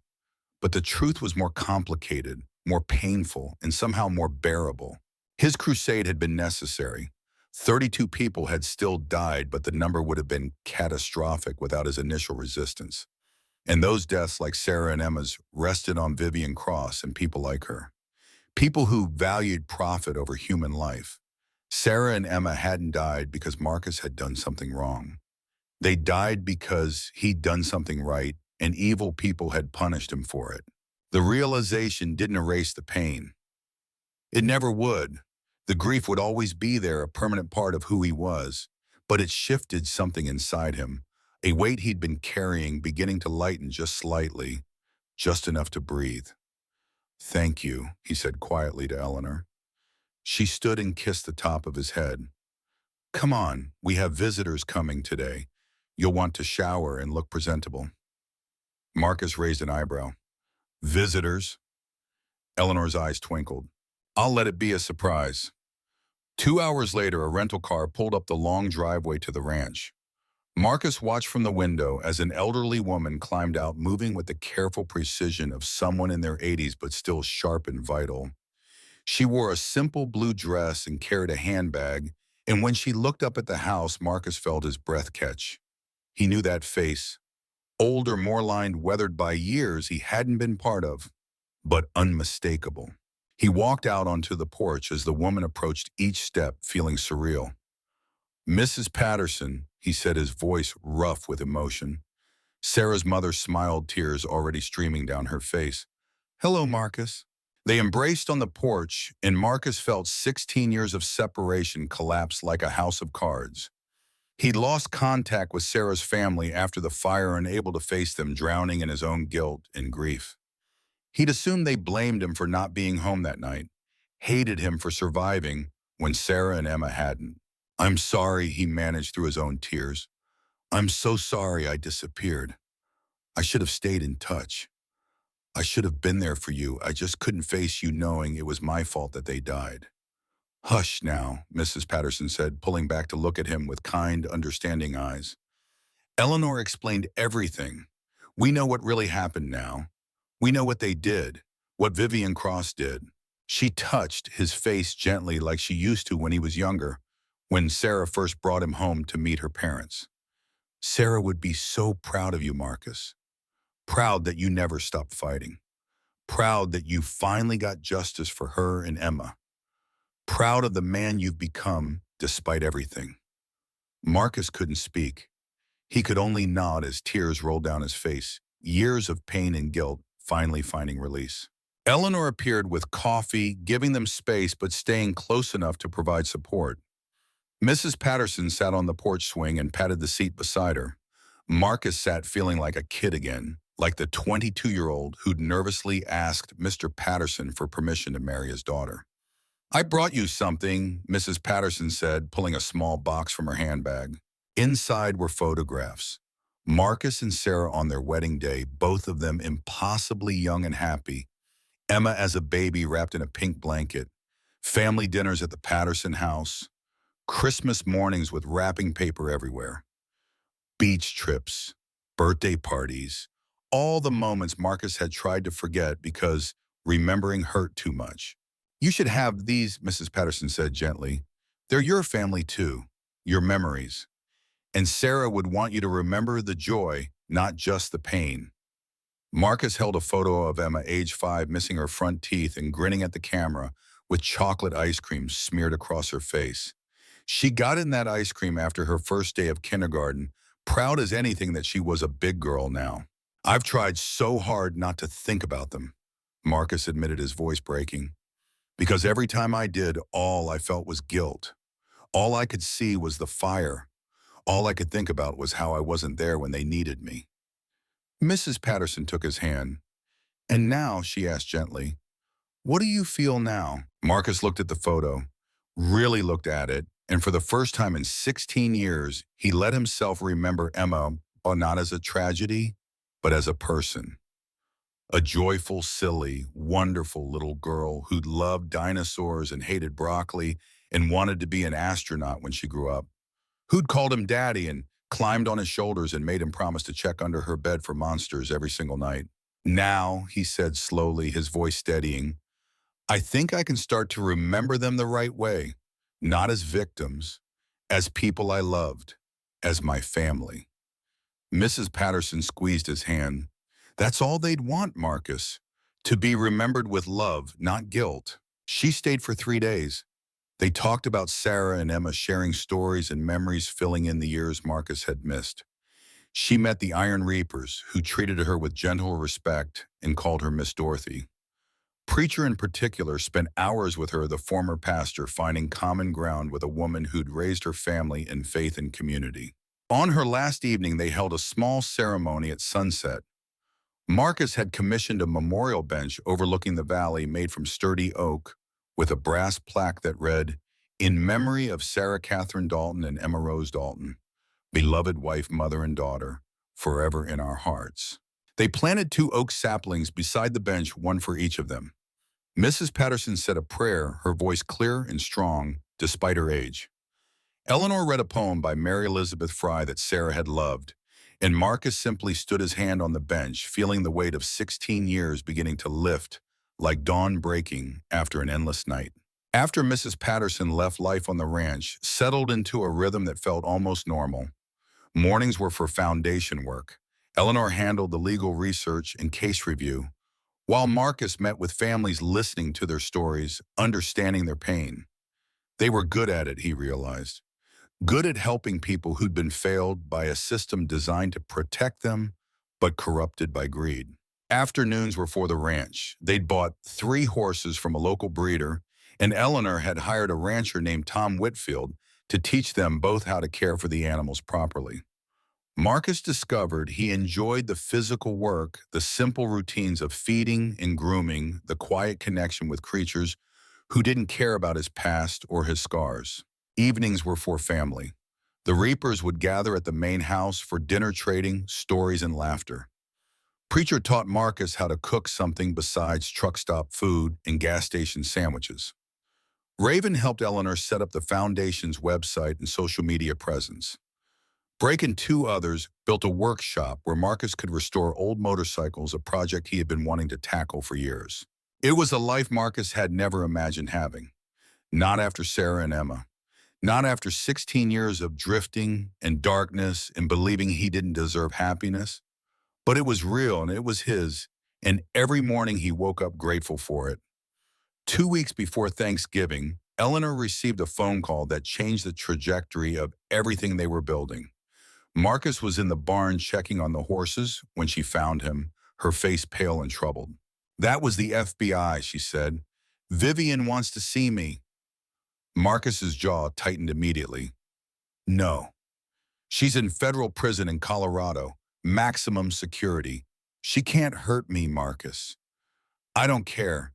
You don't owe her anything. Not a visit, not a conversation, nothing." Eleanor leaned against the barn door looking suddenly exhausted. "She says she has information about other cases, other people she and Redstone heard over the years. She'll only tell me, won't talk to investigators, won't put it in writing, just me." Marcus walked over and took her hands. "It's a manipulation, Eleanor. She's trying to get inside your head one last time, trying to maintain some kind of control even from prison." "I know," Eleanor said quietly, "but what if she's telling the truth? What if there are more families out there who deserve justice, families who don't even know yet that their loved ones were murdered by Vivian's corruption?" Marcus studied her face and saw the determination there. The prosecutor who'd won 47 cases, the woman who couldn't walk away from injustice even when it cost her everything, even when facing the woman who'd betrayed her most deeply. "Then I'm coming with you," he said firmly. They flew to Denver 3 days later. The Federal Correctional Institution was a fortress of concrete and razor wire 2 hours south of the city, surrounded by empty plains and watched by towers with armed guards. Getting clearance for the visit took another full day of paperwork and security checks. But finally, they were escorted through multiple checkpoints into a small visiting room with a thick glass partition and telephone handsets on each side. Vivian Cross was brought in wearing an orange jumpsuit that seemed to diminish her somehow. The elegant woman who'd commanded boardrooms and bought politicians looked smaller now, older, diminished by the weight of her crimes and the reality of spending the rest of her life in a cage. She sat down and picked up the phone. Eleanor did the same. Marcus stood behind Eleanor, close enough to support her, but letting her take the lead. For a long moment, the two women just stared at each other through the glass. 50 years of friendship, 5 years of betrayal, 3 months of justice, all of it hanging in the air between them. "Thank you for coming," Vivian said finally, her voice subdued. Eleanor said nothing, just waited. "I've had time to think," Vivian continued, "about what I did, about the choices I made, about who I became." "Is this supposed to be an apology?" Eleanor asked, her voice cold. "No," Vivian said, shaking her head. "I don't expect you to forgive me. I don't even forgive myself. How could I?" She looked down at her hands, at the cuffs around her wrists. "But I do want to make things right, as much as I can, which isn't much, I know, but it's something." She slid a piece of paper under the glass partition. Eleanor picked it up. It was a list of names, 17 of them with dates next to each one. "Those are people Redstone hurt," Vivian said. "Families who lost loved ones because of our corruption. Construction accidents that were actually negligence. Zoning decisions that destroyed communities. Environmental damage that caused illness and death. Each one of these deaths can be traced back to decisions I made, to corners I cut, to bribes I paid." Eleanor stared at the list, her hands trembling slightly. "Why tell me this now?" "Because I'm 72 years old, Eleanor. I'll die in this prison. My legacy is corruption and death and betrayal. The only thing I can do now is help you give these families what we got, what you fought for. Closure, truth, justice." She leaned closer to the glass. I've written detailed statements about each case, names, dates, evidence, locations, documents I hid, people I paid off, all of it. I'll testify if needed. I'll do whatever it takes to help them get answers." Eleanor looked at Marcus, who stood behind her with his arms crossed. He shrugged slightly, leaving the decision entirely to her. "Why should I trust you?" Eleanor asked Vivian. "You've done nothing but lie for decades." Vivian smiled sadly and pulled out another piece of paper, this one folded and worn. When Eleanor opened it, she found a photograph. Two young women, arms around each other, laughing in front of Stanford's Memorial Church. Graduation day, 1977. Eleanor and Vivian at 22, their whole lives ahead of them, believing they could change the world together. "I loved you like a sister," Vivian said quietly, her voice cracking. "That was real, Eleanor. The friendship we had, the dreams we shared, that was all real. What I became afterward, what I let myself become, that was my choice, my corruption, my evil. But the friendship was real." Eleanor felt tears threatening and forced them back. "You killed Thomas. You used Claire's death to steal money. You tried to have me killed." "I know," Vivian said, her own tears falling freely now. "And I'll pay for that every day for the rest of my life, which will be spent in this cage." "But those 17 families on that list, Eleanor, they didn't do anything wrong. They're just like you were, just looking for truth about what happened to their loved ones. They deserve what you fought for." Eleanor stared at the photograph at two young women who'd believed they could change the world. One had tried to do it through law and justice, the other through money and power. Both had paid terrible prices, though only one had deserved to. "I'll investigate the names," Eleanor said. Finally, her voice steady despite the tears on her cheeks. "If your information is accurate, I'll help those families through the foundation. But not for you, Vivian. For them. Only for them." Vivian nodded, relief washing over her face. "That's all I ask. That's more than I deserve." Eleanor stood to leave, but Vivian spoke again urgently. "Eleanor, wait, please." She turned back. "I lied to you a moment ago," Vivian said. "I said this wasn't an apology, but it is. I'm sorry for what I did. I'm sorry I betrayed you and Thomas. I'm sorry I became someone who could order the death of people I loved. I'm sorry for all of it. I know it doesn't change anything. I know sorry isn't enough, but I needed you to hear it." Eleanor looked at her former friend one last time. 50 years of friendship destroyed by greed and corruption.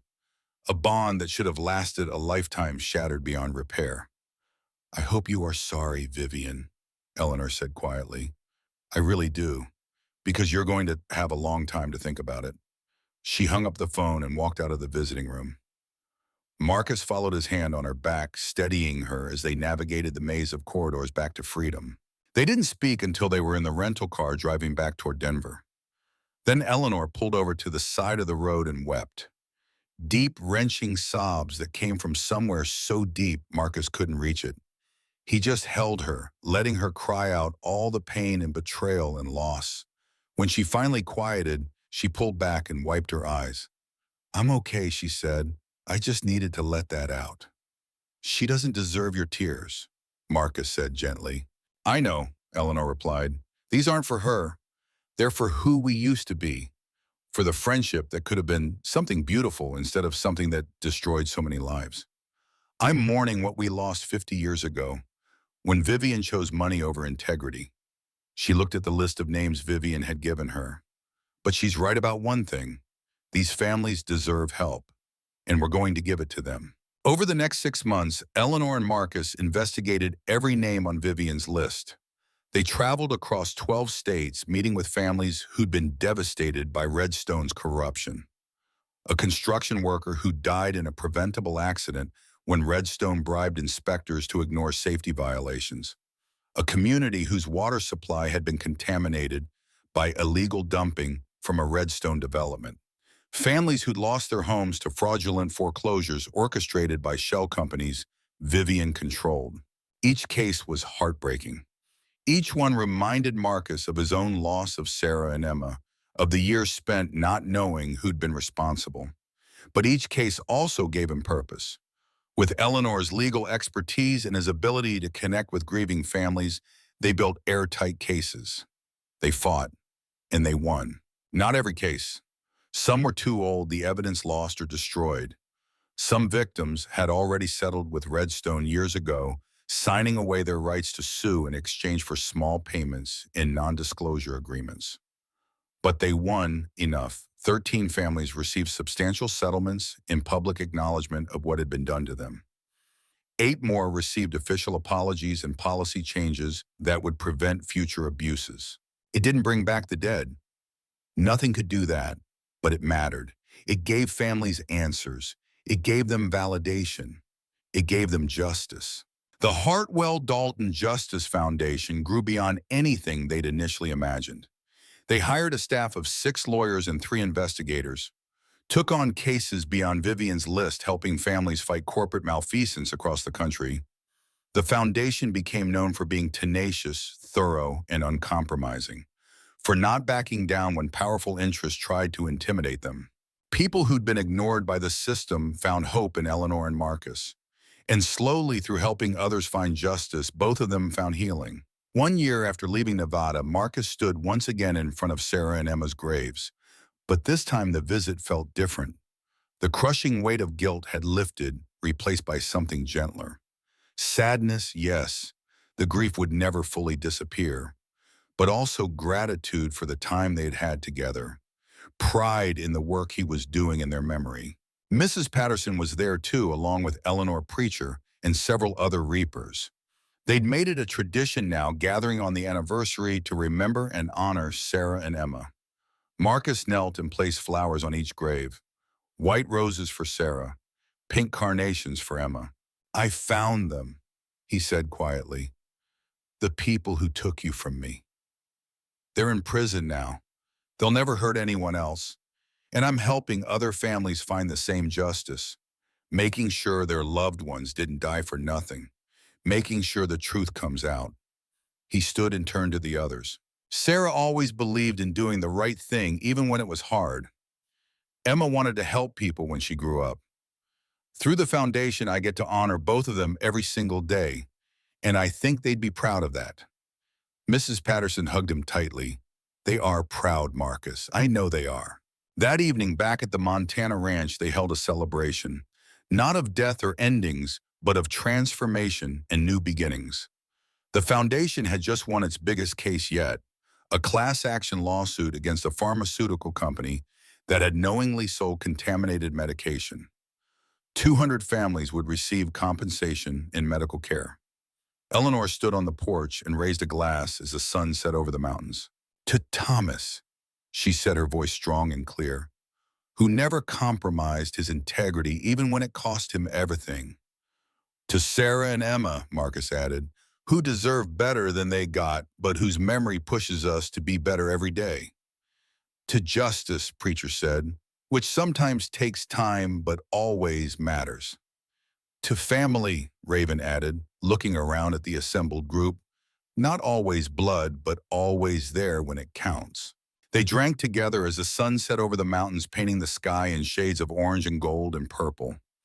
As darkness fell, someone started a fire in the pit outside, and the group gathered around it, sharing stories and laughter. Later, as the others drifted away to their cabins and the fire burned down to embers, Eleanor and Marcus sat on the memorial bench overlooking the valley. The oak trees they'd planted for Sarah and Emma had grown noticeably, their branches reaching toward the star-filled sea. "Do you think we've done enough?" Eleanor asked quietly. "Made enough of a difference?" Marcus considered this, looking out at the valley bathed in moonlight.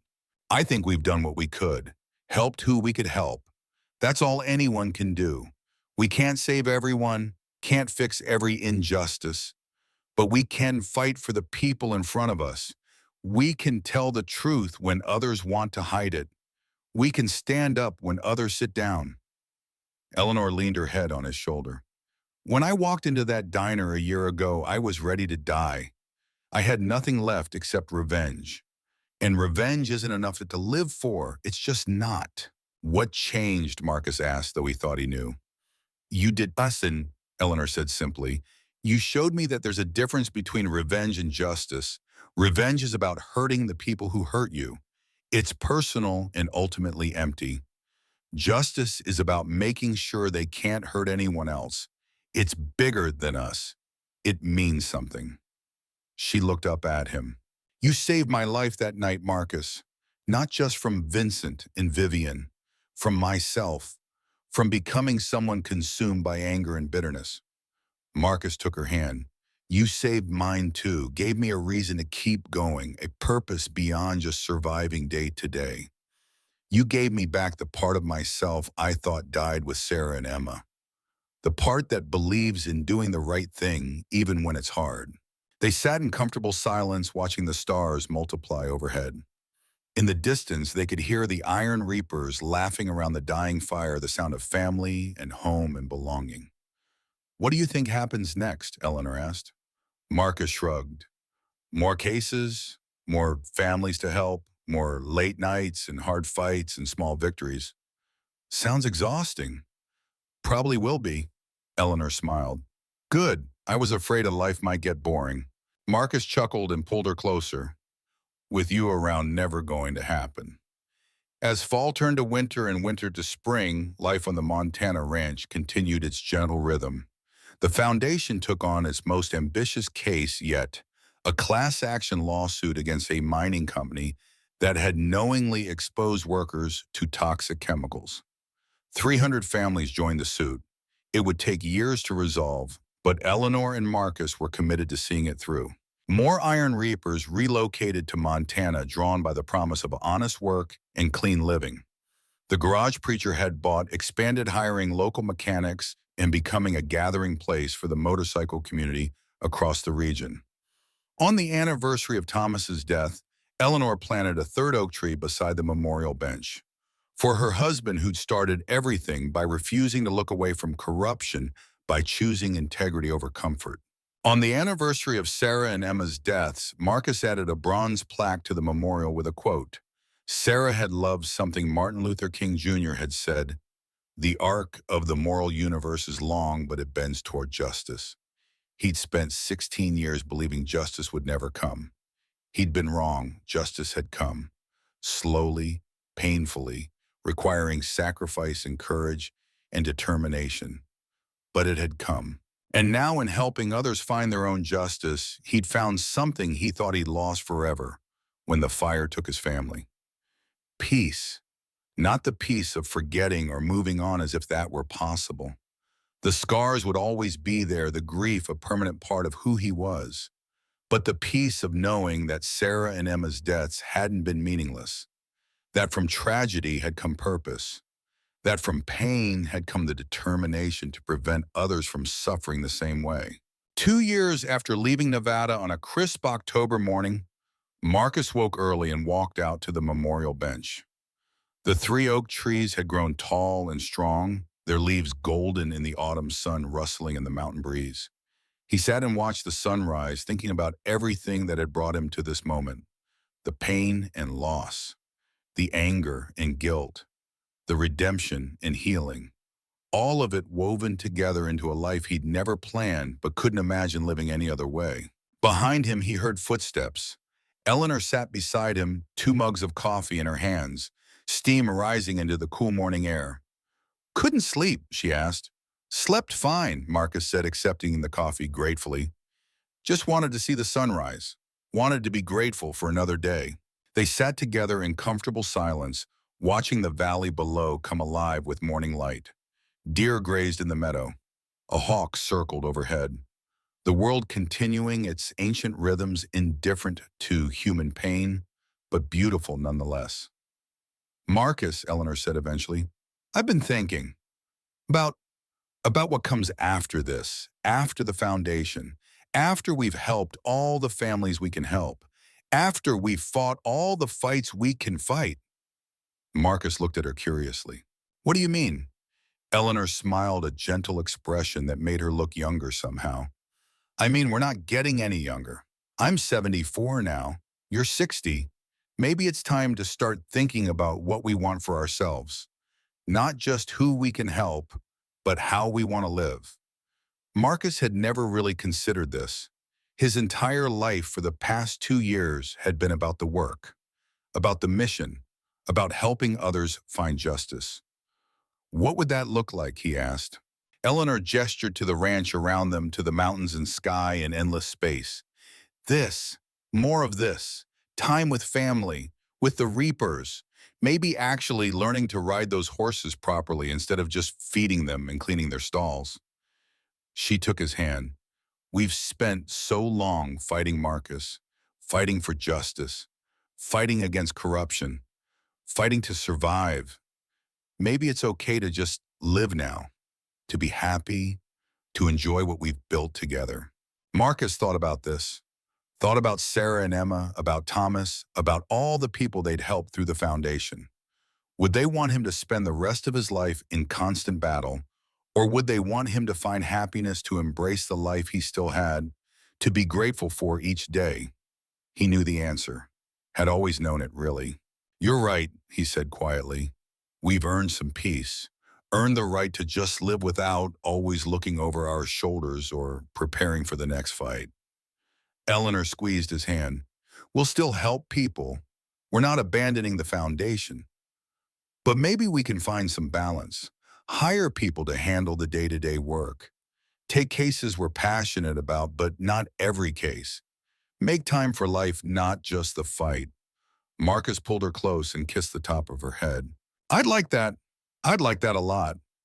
They sat together as the sun climbed higher, warming the valley and chasing away the cold of night. Around them, the ranch came alive with the sounds of morning. Horses whinnied in the pasture. The reapers emerged from their cabins, starting their day with coffee and easy laughter. Smoke rose from chimneys. Engines rumbled to life at the garage down the road. Life in all its messy, beautiful, and perfect complexity continued. And for the first time in 16 years, Marcus Dalton wasn't running from it, wasn't drowning in guilt or lost in anger or searching desperately for meaning. He was simply living it, with family, with purpose, with love, with gratitude for each new day. The road that had started in a rainy diner in Nevada when a frightened old woman had whispered 6 desperate words to a stranger had led him here, to these mountains, to this woman who'd become family in the truest sense, to this life he never could have imagined but couldn't imagine living without. It had been a long road, a hard road, a road paved with loss and pain and sacrifice and struggle, but it had led him home, not to a place but to a purpose, to a family, to peace. Eleanor leaned her head on his shoulder and they watched the sun rise together over the Montana mountains, 2 survivors who'd found in each other not just healing, but hope, not just justice, but joy. And as the morning light touched their faces, warming them with its gentle glow, Marcus finally understood something Sarah had tried to tell him years ago, something he'd been too young and stubborn to hear. Justice wasn't just about punishment, wasn't just about making the guilty pay for their crimes. Justice was about restoration, about taking what was broken and making it whole again, about standing up for those who couldn't stand up for themselves, about refusing to let evil have the final word. He would never have Sarah and Emma back. Eleanor would never have Thomas or Claire. Those losses were permanent scars that would never fully heal. But they had each other. They had the families they had helped find truth and closure. They had the Iron Reapers brothers and sisters in arms. They had this ranch, this valley, this beautiful Montana morning. They had purpose and meaning and love. And that Marcus realized with absolute clarity was its own kind of justice. The best kind. The kind that turned pain into purpose, loss into love, and endings into new beginnings. The kind that said no matter what evil had taken from them, it hadn't won, couldn't win, because they were still here, still fighting, still living, still loving. He stood and offered Eleanor his hand. Come on, he said with a smile. Let's go make breakfast for the family. Eleanor took his hand and stood returning his smile with one of her own. Lead the way. Together they walked back toward the house, leaving the memorial bench behind, but carrying its meaning with them always. The oak trees rustled in the breeze, growing stronger with each passing season. The sun continued to rise, spreading golden light across the valley, across the ranch, across the lives they'd built from the ashes of tragedy. And life, beautiful and imperfect and absolutely worth living, went on.